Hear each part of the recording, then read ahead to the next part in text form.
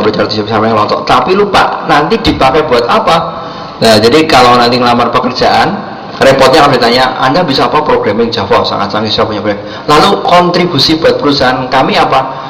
Terserah Bapak lah, gitu ya. Itu jawabannya yang akan langsung membuat yang interview tadi udah malas. Ngapain nggak hari? Harusnya Anda pelajari, misalnya Anda kerja di bank, Anda bilang, Pak, oh kami lihat bank Bapak belum punya aplikasi pelayanan pelanggan CRM, jadi kemampuan programming saya bisa membantu mengidentifikasi pelanggan, memberikan kemudahan dalam melakukan launching produk baru. Nah, itu contoh.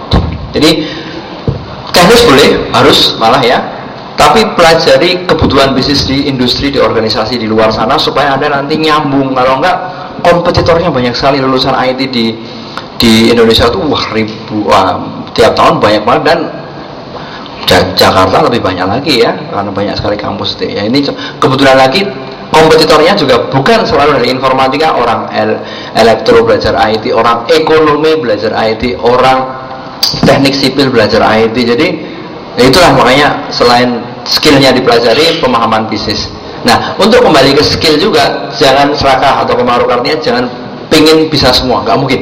Kayak saya sudah hampir 10 tahun ini khusus mempelajari networking dan security. Programming bisa sih, tapi nggak mahir, karena memang butuh talenta khusus.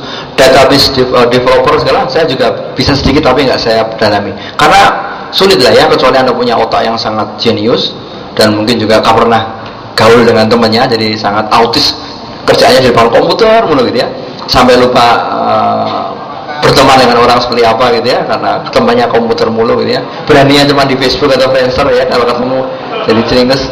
Terus ternyata nanti kenalan sama orang, pacaran, setelah ketemu ternyata cowok sama cowok gitu.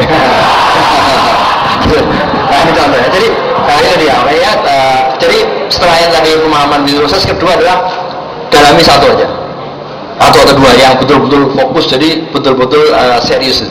Tapi juga jangan khawatir kalau yang skill teknisnya nggak bisa dicapai. Saya bukan aja kayak di MTI, UGM dia di S2 MTI, UGM itu kan backgroundnya S1 kan ada yang dari, maaf dulu yang paling ekstrim tuh kalau nggak salah satunya dari kedokteran, ada juga dari sastra Arab.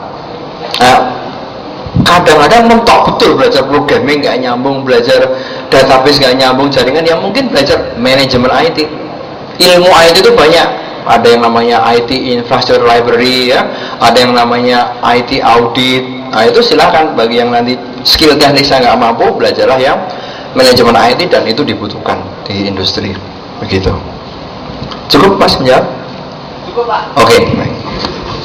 Kedua, ini nanti juga dilanjutkan Pak Budi ya, tentang filtering ya. Nah gini, jadi kan tadi saya bilang di presentasi saya bahwa konten atau informasi di internet itu terlalu banyak, sehingga kita dengan mudah bisa mendapatkan apa aja, termasuk konten-konten negatif ya, bisa berupa pornografi, mungkin kekerasan, bisa berupa tentang politikal yang sifatnya menjelekkan orang. Ini yang repot. Nah untuk itu beberapa organisasi atau perusahaan atau kampus mencoba membuat filtering, termasuk di warnet juga gitu ya. Nah repotnya, ingat ya, internet itu kan public network milik umum. File yang disimpan tadi bisa di satu tempat, bisa dengan cepat direplikasikan di tempat lain. Ini percuma juga kayak dulu Kominfo dan lain-lain mau mencoba memfilter fitnah, nggak akan mungkin. Pintu keluar ke internet tuh ribuan jutaan, tempatnya juga sama, jadi sulit terus terang. Kecuali satu misalnya gitu ya, Anda mempunyai peralatan seperti komputer atau notebook segala macam, filternya langsung di sisi end user, di mana yang dibuka hanya yang diizinkan, mulai dari alamat kah, atau mungkin IP address atau jenis file itu, tapi bakal complicated sekali. Jadi terus terang, filter yang paling kuat adalah hati nurani kita sendiri.